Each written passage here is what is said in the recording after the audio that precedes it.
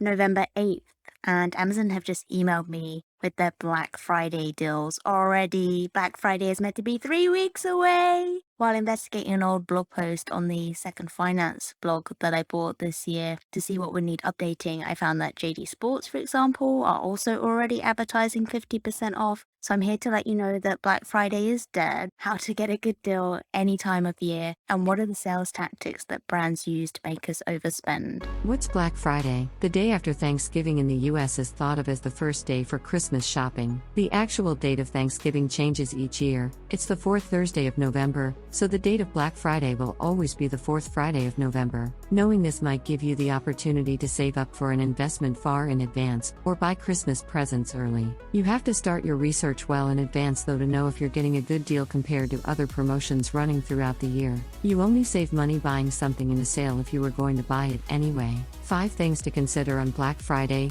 Do price comparisons with several brands before making a purchase to ensure you're getting the best deal. Try to buy the best deals first because they're most likely to go out of stock both in-store and online, but if it wasn't on your list to begin with, then remember you might have no frame of reference for whether it is a good deal. If you're already living without it, can you live longer without it? You're not buying the air you breathe, after all. Be organized. Create a list of essentials you want to buy to avoid spending unnecessarily. Black Friday deals aren't always the best discounts. If there's something you'd like to buy but you're not desperate for, then maybe wait until Cyber Monday or a later sale. And let's repeat, you only save money buying something in a sale if you were going to buy it anyway, and then put the equivalent of your discount in a savings account. 5 more things I noticed about Black Friday while vetting this blog post. One is that a lot of brands have sales sections on their website all year round anyway, or currently have a promotion on even if it's not labeled as a Black Friday sale. Adidas had a 40% off sale when I checked, for example, and they had a last chance to buy section also, which is up to 50% off.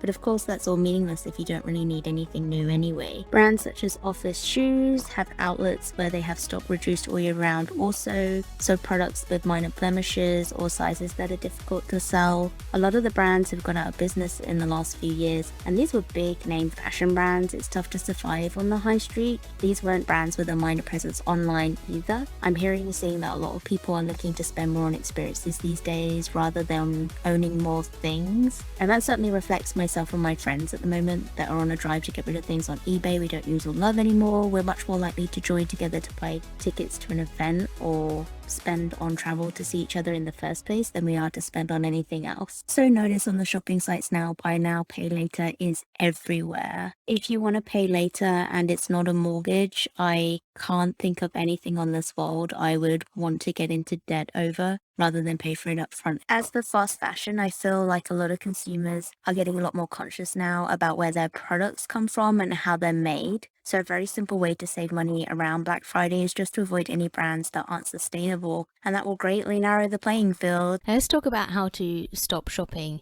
in the sales, possibly at all, since sales seem to be a permanent all year round fixture now. It's important to understand price establishing. Impulse buying sucks. You see something on sale, but it's only on sale because they bumped up the price for a few weeks beforehand. Now the same item might have actually been cheaper a year ago. Now brands blame this on having promotions regularly throughout the year for things like Black Friday. There's a UK law surrounding this, but the wording is quite complex. The crux of it is that businesses aren't meant to mislead consumers. However, as a general principle, an item shouldn't be advertised as on sale if it spends longer on sale at the reduced price than the full price. Try to shop strategically if you're going to shop at all. January should still be the best time to buy things like evening wear and heavyweight winter coats and anything that was sort of packaged for Christmas. So also Christmas gifts are easy to stock up on in January. Even a reduced gift is sometimes still at a premium because you're just paying for a nice box with snowflakes on it. On the other hand, things like jumpers and socks and hats and gloves are often marked up before Christmas still, and that's price establishing again. So you're going to need gloves in a second. If that's something that they do sell all year round, the price was probably bumped up when the good weather came along, and then it's so that it can then get reduced. If you're wary of the idea of buying something in September reduced because you're like, well, I don't know if it will fit next year or if we're going to have a decent summer next year, because as Shea Meadows would say, this is England. Easiest way around that, don't buy anything. I've cracked it, everyone. I've found the solution. Minimalism for the win. It's like minimalism, only better. Understand scarcity. So that's anything that says something is a limited offer. It's to make you feel like you're going to miss out if that thing goes. If they're not abusing price establishing, then by all means go for it. It's your money. You can buy what you like. So if you're tempted by a flash sale, learn first what that retailer's behavior is. The hotel brands have a reputation for running their flash sales back to back. So resist the urge if something's ending in 48 hours. You might find you get an email the very next day and there'll be another sale that looks exactly the same as the one that just ended. So with hotels, it's often cheaper to book direct anyway, so check that too, especially after taking exchange rates into account. If you think you've seen some odd price establishing behavior, are you getting the amenities that you want on the dates you want to travel? Are you just looking because it says flash sale and you're worried that it's going away at midnight? Why are you worried? Because it wasn't something that you were planning to buy when you got up this morning. It's okay, you can relax. There might just be another flash sale tomorrow and you probably don't need to look at that one either. I have a test in a blog post called the Should I Say No test if you want to train yourself in this area, or have some questions to hand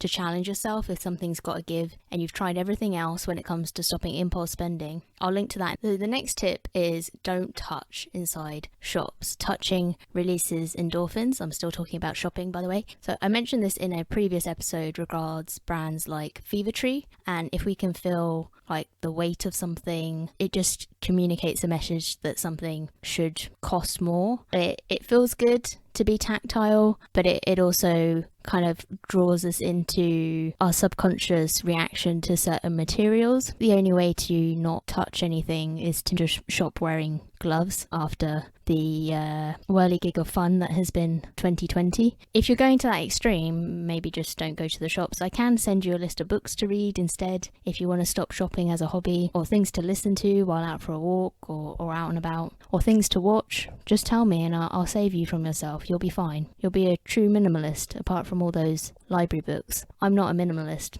by the way, but one of the ways that I learned how not to shop was to stop touching things in the shop.